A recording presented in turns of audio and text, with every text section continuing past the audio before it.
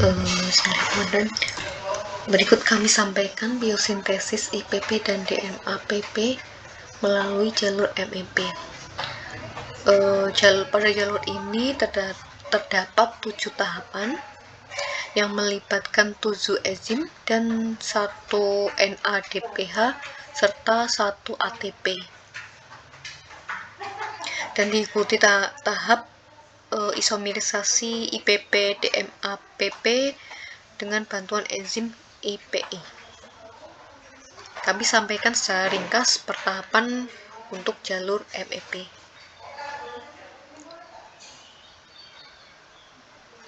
Pada tahapan pertama, prekursornya adalah pirufat dan GAP membentuk DXP dengan bantuan enzim DXS dan kofaktor THDP.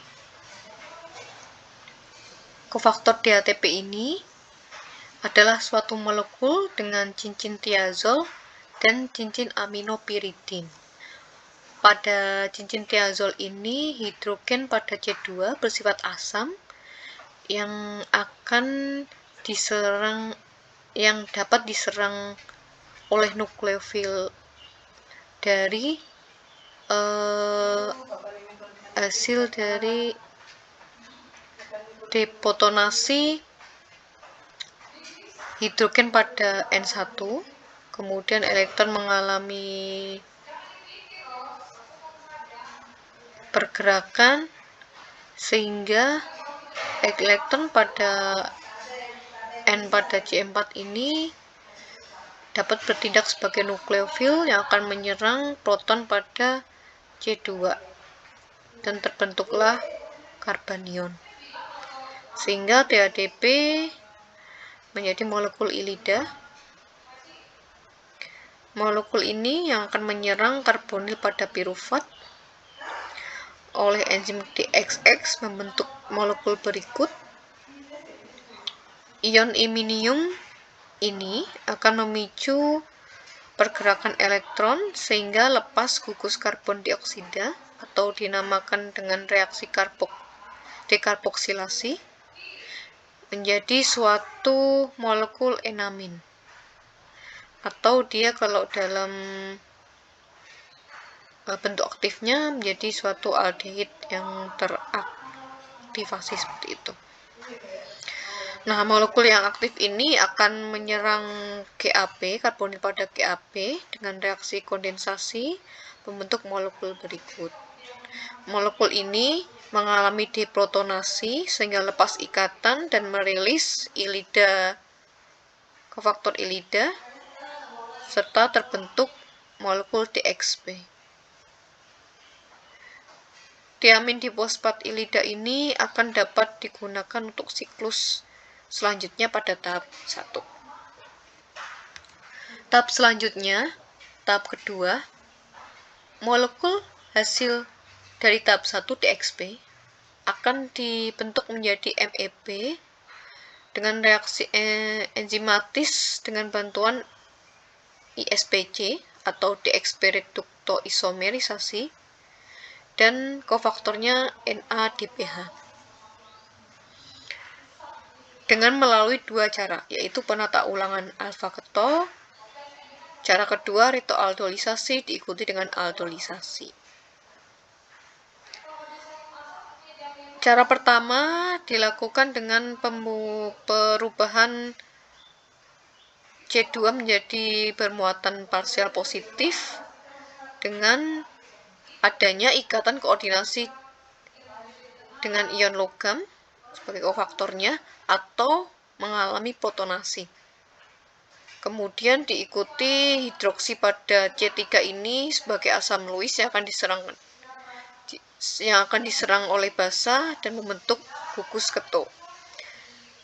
Pembentukan gugus keto dan perubahan muatan parsial positif pada C2 ini akan menyebabkan terputusnya ikatan pada C3 dan C4, sehingga C4 ini akan lebih menyukai untuk berikatan pada C2. Inilah yang disebut dengan penata ulangan alfa ketol.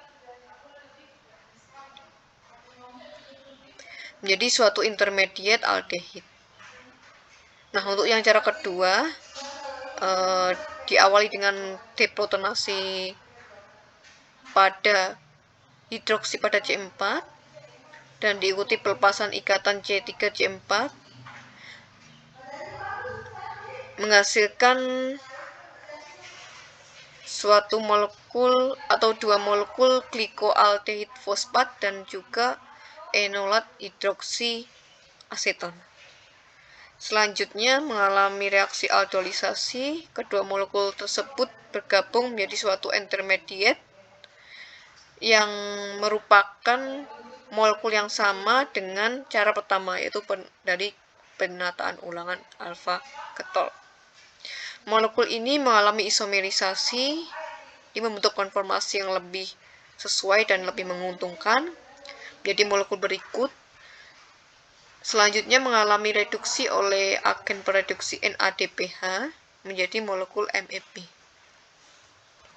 Molekul MEP hasil tahap kedua selanjutnya akan dirubah menjadi CDPME dengan bantuan enzim SPD dan kofaktor logam dan kofaktor CTP. Jadi dalam reaksi enzimatis itu MEP dan CTP membentuk suatu konformasi yang memungkinkan adanya penyerangan nukleofil.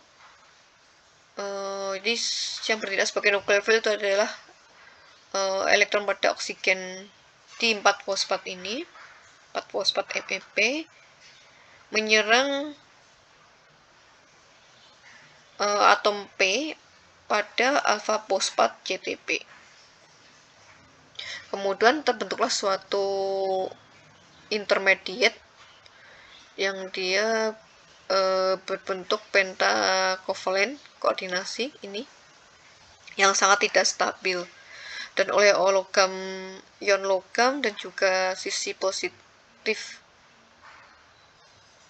rantai samping asam amino itu dia distabilkan dan merilis di fosfat serta terbentuklah molekul CDPME. Selanjutnya akan dijelaskan oleh teman saya Muhammad Zaki. Terima kasih.